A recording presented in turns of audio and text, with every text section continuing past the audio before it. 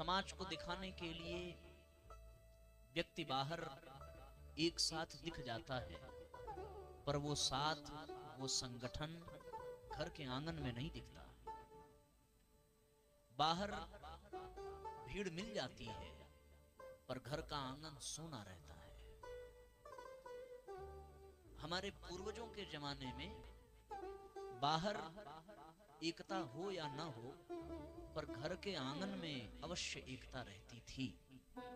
आज भी है, पर ये एक बड़ा मार्मिक संदेश है, एक भाव ये मन में उभर करके आ रहा है कि जीवन उसी का सुखमय है जो घर के आंगन में एक साथ बैठते हैं। उनका जीवन आनंदमय नहीं है जो बाहर तो साथ दिखते हों पर साथ हो ना।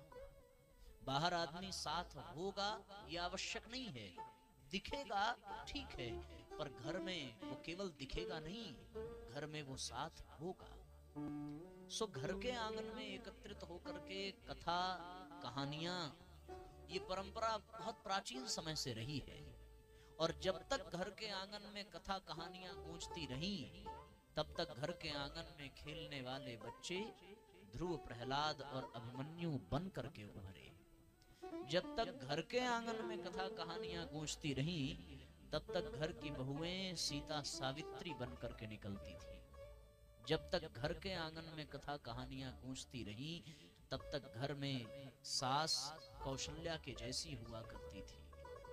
पिता, भाई, ये सब महापुरुष हुआ करते थे। इसलिए साथियों, आज ये समय की मांग है कि हम बाहर बड़े बड़े आयोजन, बड़ी बड़ी कथाएं करें या न करें, वो हमारे सामर्थ्य पर, हमारी व्यवस्था पर निर्भर है।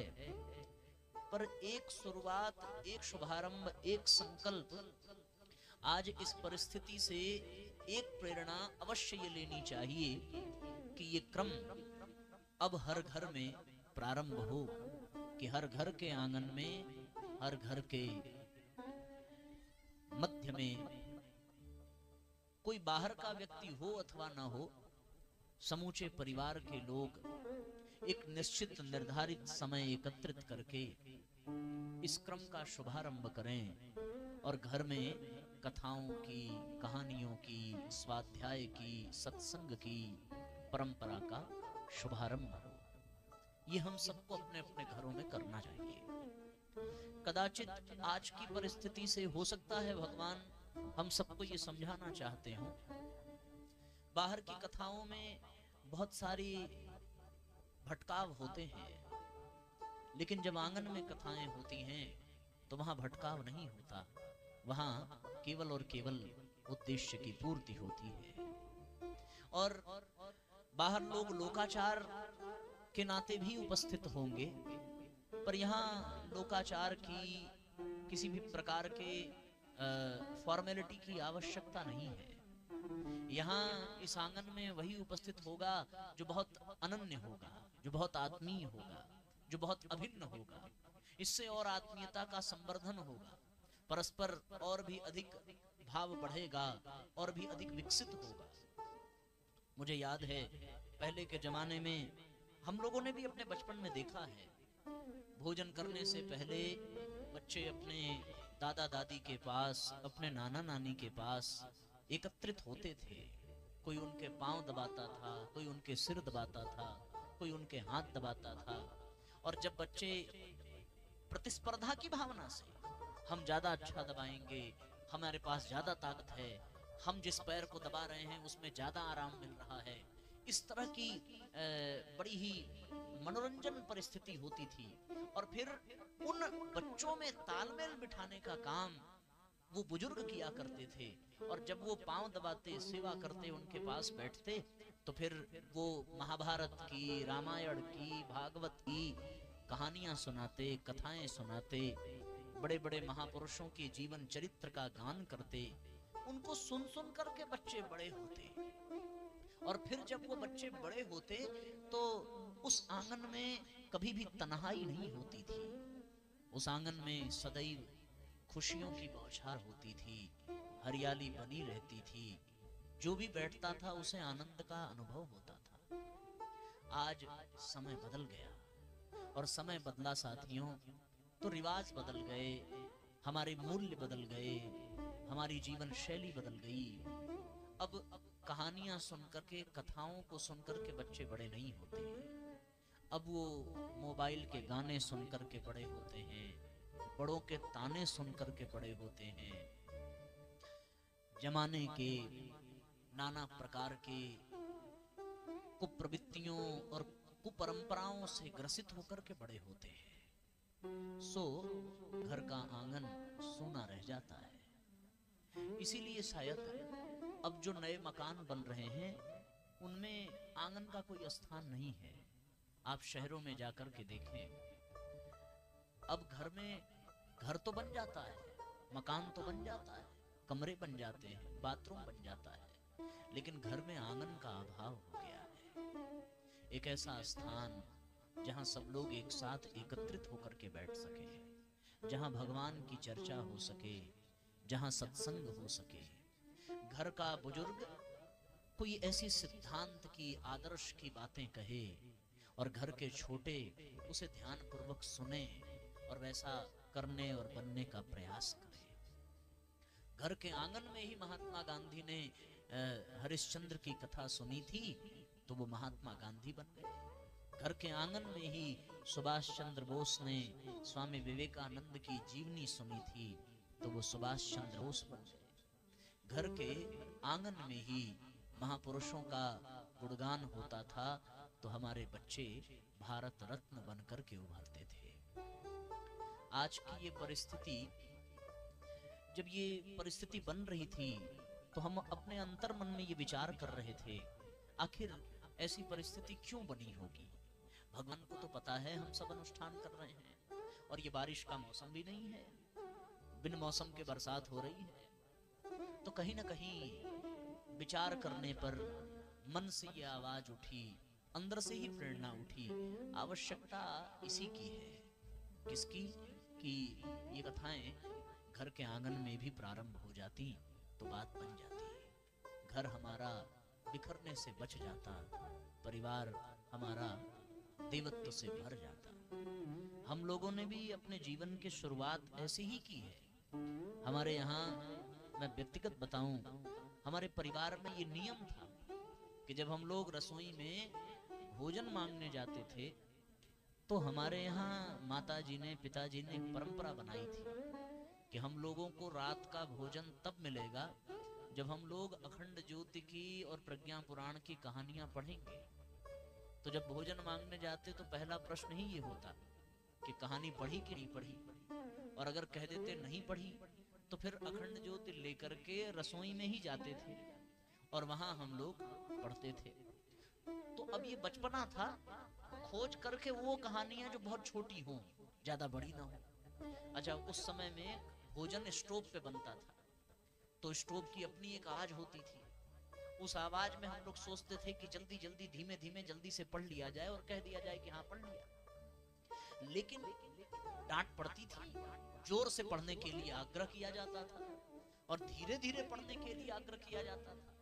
जिन शब्दों का उच्चारण गलत होता था उन शब्दों के उच्चारण को सही कराया जाता था। और फिर रात में वही कहानियां सोने से पहले जब पिताजी लौट करके आते थे तो वो बातचीत का जब सिलसिला प्रारंभ होता था तो उनका पहला ही प्रश्न यही होता था, आज कौन सी कहानी पढ़ी, आज जो पढ़ी है वो सुनाओ। अब वो जब तक भोजन करते तब तक हम लोग उनको अखंड ज्योति की जो कहानी पढ़ी रहते वो उनको सुनाते। ये अभ्यास ऐसा बन गया कि वो कहानियां कब अखंड ज्योति के अध्याय में बदल गई, वो अध्याय कब पूज्य गुरुदेव वंदनिया माता जी के अमृतवाणी में बदल गया, वो अमृतवाणी कब परम पूज्य गुरुदेव के अन्य साहित्यों के प्रति आकर्षित करने लगी, और वो अन्य साहित्यों के प्रति आकर्षण कब भारतीय संस्कृति की गौरव गाथा को हमारे अंतर मन में पिरोने लगा। वो भारतीय संस्कृति की गौरव गाथा कब आदर्श और सिद्धांतों को जीवन में जन्म देने लगा, कब वो भीतर का देवत्व और ब्राह्मणत्व को झकझोर करके जगाने लगा, ये क्रम समझ में तो नहीं आया। पर आज ये प्रतीत होता है कि आंगन में कही गई कथाएं, आंगन में पढ़ी गई कहानियां जो बीज रूप में प्रारंभ हुई थी, आज धीरे धीरे वो वृक्ष रूप में बनती चली जा रही है। इसलिए साथियों, ये परंपरा हर घर में प्रारंभ होनी चाहिए। जब तक ये परंपरा थी तब तक घर में कभी भी कोई विषम परिस्थिति, कभी भी किसी का चिंतन, किसी का चरित्र गिरा हुआ नहीं होता था। कितना सुंदर क्रम था कि पहले के जमाने में मनुष्य घर के आंगन में रहता था और जानवर घर के बाहर रहा करते थे। लेकिन आज जमाना बदल गया, आज मनुष्य बाहर रहता है और जानवर घर में रहते हैं। घर में कुत्ता रहेगा, घर में वो पालतू पशुओं को पाल करके रखते हैं, पर जो घर में रहने वाले हैं वो 1 बजे 2 बजे 3 बजे रात को घर के बाहर से आते हैं और उनका स्वागत घर के लोग नहीं, घर के जानवर करते हैं। गेट पर लिखा भी रहता है, सावधान घर में कुत्ते हैं। घर आदमी का, रहने वाले आदमी, मकान आदमी के नाम पर दरवाजे पर लिखा। ये तो आप सौभाग्यशाली हैं कि आप इस गांव के वासी हैं। आप सौभाग्यशाली हैं कि आपके गांव के घरों में आंगन अभी जिंदा है। पर साथियों, कहीं ये आंगन विलुप्त न हो जाए, कहीं ये आंगन समाप्त न हो जाए, उसके लिए ये परंपरा प्रारंभ करनी पड़ेगी। मुझे बड़ी प्रसन्नता होती है जब हम इस क्षेत्र में आते हैं और ये देखते हैं कि हर आंगन में तुलसी का पौधा मिलता है, हर घर में तुलसी के पास दीपक जलता हुआ दिखाई पड़ता है। पर साथियों, भय इसी बात का है कि कहीं जैसे शहरों के आंगन खो गए, वैसे कहीं गांव के भी आंगन खो न जाएं। और इसके लिए हम सबको एक ही काम करने की आवश्यकता है, और वो आज इस परिस्थिति से ये प्रेरणा मिल रही है कि बाहर की कथाओं में हम सम्मिलित हों या ना हो, पर आज से, अभी से अपने घर में एक परंपरा प्रारंभ की जाए। और वो परंपरा ये प्रारंभ हो कि भोजन करने से पहले घर के सब लोग आंगन में एकत्रित हों और एकत्रित होकर के जो घर का बुजुर्ग है वो कोई अच्छी कथा, अच्छी कहानी सुनावे और घर के सारे लोग बैठ करके सुने। ये परंपरा होनी चाहिए। पर ये होगी कब? जब बुजुर्गों का चरित्र सुनाने के योग्य होगा और घर के अन्य सदस्यों में भी वो श्रद्धा, वो विश्वास, वो भाव, वो सम्मान, वो आदर होगा, तब ये परंपरा बहुत शानदार लगेगी। क्योंकि साथियों, यदि आज हमने इस परंपरा पर ध्यान न दिया तो फिर हम अपने बच्चों को सनातनी नहीं बना पाएंगे, हम अपने बच्चों को भारतीय संस्कृति से जोड़कर नहीं रख पाएंगे। चीजें बहुत तेजी से बदल रही हैं। आप अपने माँ बाप का जीवन याद करें और आप अपना जीवन याद करें, दोनों में बहुत अंतर हुआ है। उत्थान नहीं बल्कि गिरावट ही देखने को मिल रही है। जो सुख, जो शांति, जो संतोष, जो आनंद अभाव में रहते हुए भी उन लोगों के जीवन में था, वो सुख, वो शांति, वो संतोष, वो आनंद आज हम लोगों के जीवन में नहीं है। जो बेचैनी आज हम लोगों के जीवन में है, वो बेचैनी हमारे माँ बाप के जीवन में नहीं थी और उनके माँ बाप के जीवन में भी नहीं थी। क्यों? क्योंकि उनका जीवन कुछ और था, हमारा जीवन कुछ और है। उनके जीवन में मूल्य थे, उनके जीवन में आदर्श था, उनके जीवन में सिद्धांत था। वो बहुत ग्रंथों के बड़े बड़े श्लोक तो नहीं जानते थे, बड़ी बड़ी कथाएं तो नहीं जानते थे, लेकिन उनको ये पता था कि जीवों पर दया करनी चाहिए। उनको ये पता था कि भगवान की तरीके से माँ बाप का सम्मान करना चाहिए। वो रामायण की चौपाइयों को रटते नहीं थे, बल्कि रामायण की चौपाइयों को जी करके दिखाते थे। अपने भाइयों के लिए, अपने परिवार के लिए, अपने घर के सदस्यों के लिए बड़े से बड़ा त्याग, बड़े से बड़ी कुर्बानी देने में, बलिदान करने में उनको रत्ती भर भी विलंब नहीं होता था, उनको जरा भी संकोच नहीं होता था। क्यों? क्योंकि साथियों, घर का वातावरण वैसा था। बाहर का वातावरण अगर अच्छा करना है तो अपने आंगन के वातावरण को सुंदर बनाना पड़ेगा। दोनों के वातावरण में अंतर होता है। आप देख करके विचार करेंगे जैसा कि आप घर के बाहर रहिए और आप घर के अंदर आइए और आप बहुत सूक्ष्म दृष्टि से अनुभव करिए आपको अच्छा कहाँ लग रहा है, बाहर दोस्तों के साथ या घर में माता पिता के साथ। जितना खुल करके आप अपने मित्रों के साथ, अपने साथियों के साथ हंस बोल लेते हैं, क्या वो आप अपने भाई बहनों के साथ, अपने परिवारजनों के साथ उतने प्रसन्न रह पाते हैं? ये प्रश्न अपने आप से पूछना चाहिए। रात ना हो तो व्यक्ति अपने घर वापस ना आवे, रात होने पर वो विवश होकर के वापस आता है, मन उसका बाहर ही लगता है। कोई पति है तो उसका घर में मन लगना चाहिए, कोई पत्नी है तो घर में उसका मन लगना चाहिए, कोई भाई है, कोई बहन है तो उसका मन दोस्तों से कहीं अधिक घर में लगना चाहिए। आज ये प्रश्न खड़ा हो रहा है कि लोगों को घर में अच्छा क्यों नहीं लग रहा है, लोगों को बाहर ही अच्छा क्यों लग रहा है, बाहर का आकर्षण क्यों खींच रहा है? क्योंकि घर में वो सात्विकता नहीं रह गई, परिवार में वो पवित्रता नहीं रह गई, परिवार में वो आदर्श, वो सिद्धांत नहीं रह गए। इस कारण साथियों ये विडंबना देखने को मिलती है। आप इस पर हम सब लोगों को विचार करने की आवश्यकता है, और विचार करेंगे तो हम ये पाएंगे कि हमें अपने घरों के वातावरण को बदलने की आवश्यकता है। इसमें जितना विलंब होगा हम उतना ही अपना नुकसान करेंगे। आज भगवान का काम बाहर कथाओं के आयोजन से कहीं अधिक आवश्यक है कि हमारे घर में स्वाध्याय की, सत्संग की, भजन की, कीर्तन की परंपरा चलनी चाहिए। हम केवल साल में एक बार सत्यनारायण भगवान की कथा करा दें, हम केवल साल में एक बार जन्माष्टमी मना लें, ये वार्षिक जो उत्सव हैं इनको तो करिए ही करिए, इनसे तो अच्छा है, लेकिन दैनिक उत्सव भी होना चाहिए। परम पूज्य गुरुदेव ने कहा कि अगर परिवार को सुंदर बनाना है तो परिवार का जो मुखिया है वो परिवार के सब सदस्यों को लेकर के आंगन में बैठे और सबसे पूछे कि तुम्हें क्या समस्या है, इस परिवार में क्या दिक्कतें हैं, क्या परेशानियां हैं।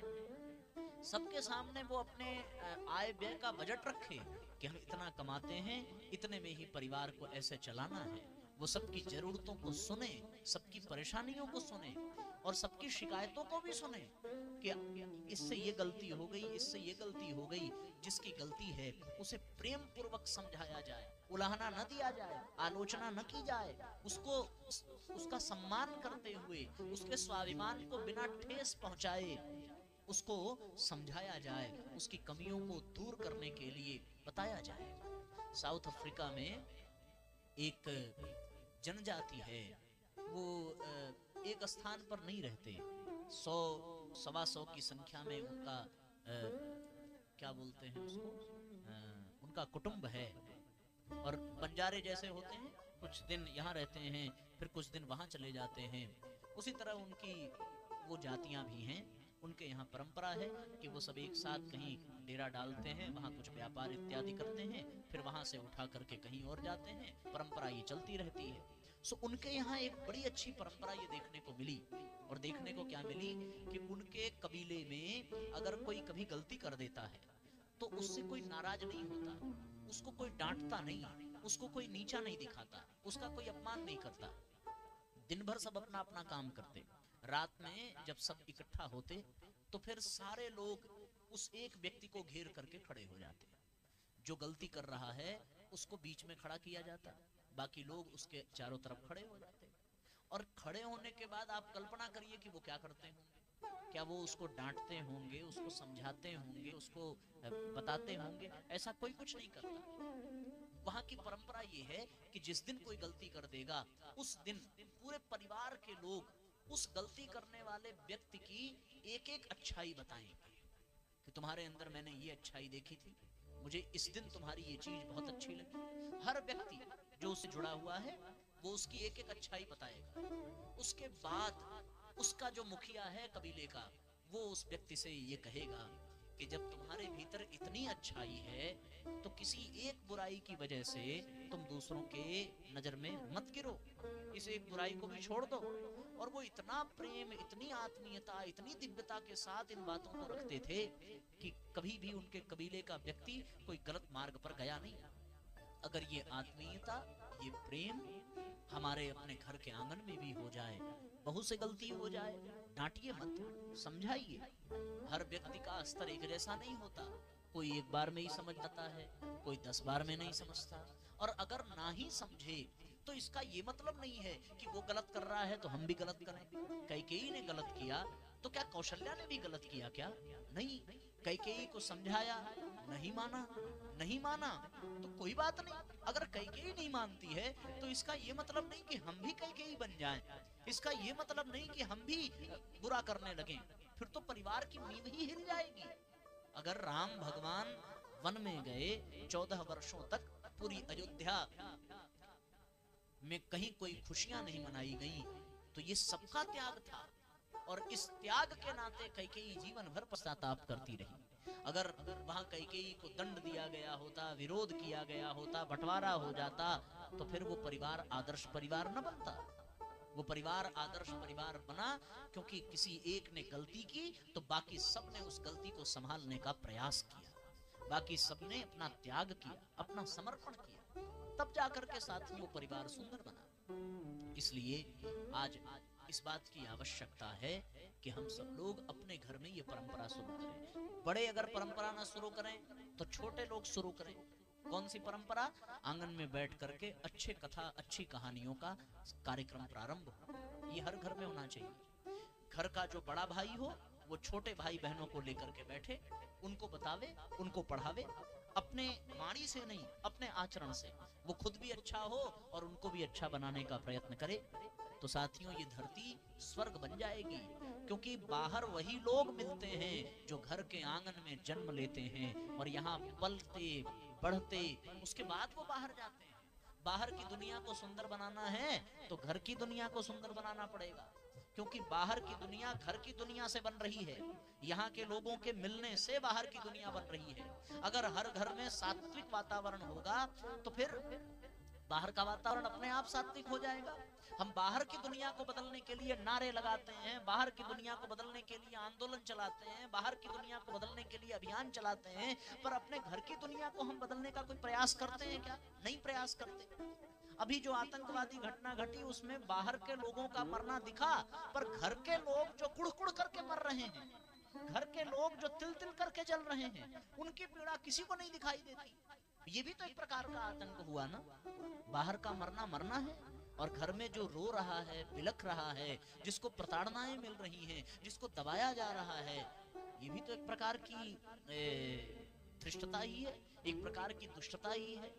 यहाँ का आंगन ठीक होगा तो फिर बाहर अपने आप परिवर्तन होता चला जाएगा। आप विचार करके देखिए जरा सा। अब ये बात स्मरण आ रही है तो मैं कहता हूँ, घर का वातावरण कितना दूषित हो चला है। पता नहीं आप लोगों के यहाँ कैसी परंपराएं होंगी, कैसा रिवाज होगा, पर साथियों आप कल्पना करके देखिए, बाहर आतंकवादी घटना घटी, 26-28 लोग मरे, लेकिन उन जीवों का क्या जिन्हें हम कसाई खाने में रोज काट रहे हैं, रोज मार रहे हैं, अपने पेट के लिए न जाने कितने पशुओं की हत्या कर रहे हैं। ये आतंकवादी घटना नहीं है। मनुष्य का मरना मरना है और जीवों का मरना मरना नहीं है। आप कल्पना करके देखो, जीवों की हत्या भी तो आतंक ही कहलाएगा। और ये जीवों की हत्या होती किस लिए है? घर के आंगन के जो लोग हैं उनकी बढ़ी हुई लिप्सा, उनकी अनियंत्रित जीभ, यही तो कारण है ना। मांसाहार में न जाने कौन सा स्वाद मिलता है। जब घर में मांस खा करके लोग आने लगे, जब घर में लोग मदिरा पी करके आने लगे, तो उस घर का सत्यानाश हो गया साथियों। उस घर का वातावरण बदल गया, उस घर का वातावरण अपवित्र हो गया, उस घर का वातावरण नष्ट हो गया। इसलिए शुरुआत अपने घर से करनी पड़ेगी, प्रारंभ अपने घर से करना पड़ेगा, घर के आंगन को ठीक करना पड़ेगा। अगर घर का आंगन ठीक हो गया तो बाहर का चौबारा, बाहर का द्वार अपने आप सुंदर बनने लगेगा। बाहर हम दीपक सजावें, बाहर हम भजन सुनावें, और घर में चीख निकलती हो, घर में चीत्कार निकलती हो, तो फिर वो बाहर कभी चैन से रह नहीं सकता। फिर बाहर तो इस प्रकार की घटनाएं घटेंगी ही, क्योंकि बाहर वालों पर हमारा वश है क्या? नहीं है ना। हमारा वश तो घर वालों पर है। जो बाहर गालियां दे रहा है वो इसलिए दे रहा है क्योंकि उसको घर में गायत्री मंत्र सिखाया नहीं गया। जो घर में गायत्री मंत्र सीखता है वो बाहर गालियां कभी नहीं दे सकता। इसलिए साथियों, इस बात की आवश्यकता है कि हम अपने परिवार, अपने घर को, अपने आंगन को प्रज्वलित करें। एक ऐसा दीप जले, एक ऐसी अलख जले जिसका क्रम प्रारंभ हो जाए। भागवत में जो कथा आती है कि आप सबने सुनी होगी, ज्ञान बूढ़ा हो गया, वैराग्य बूढ़ा हो गया, भक्ति जर्जर हो गई, सो भगवान को पुकारने लगी कि प्रभु कोई उपाय मिल जाए। देवर्षि नारद उपाय निकालते हैं। सनकादि ऋषियों से चर्चा हुई और उन सनकादि ऋषियों ने कहा कि आप भागवत की कथा करिए, उससे भक्ति बढ़ेगी, उससे ज्ञान बढ़ेगा, उससे वैराग्य बढ़ेगा। तो क्या ये भक्ति, ये ज्ञान, ये वैराग्य केवल बाहर वालों को बढ़ाना है, घर वालों को नहीं बढ़ाना? घर वालों को भी तो बढ़ाने की आवश्यकता है। हमारा भी ज्ञान बढ़े, हमारे बच्चों का ज्ञान बढ़े, हमारे भीतर का वैराग्य बढ़े, हमारे भीतर की भक्ति बढ़े। तो इसकी शुरुआत कहाँ से करनी पड़ेगी? इसकी शुरुआत अपने घर से करनी पड़ेगी, अपने आंगन से करनी पड़ेगी।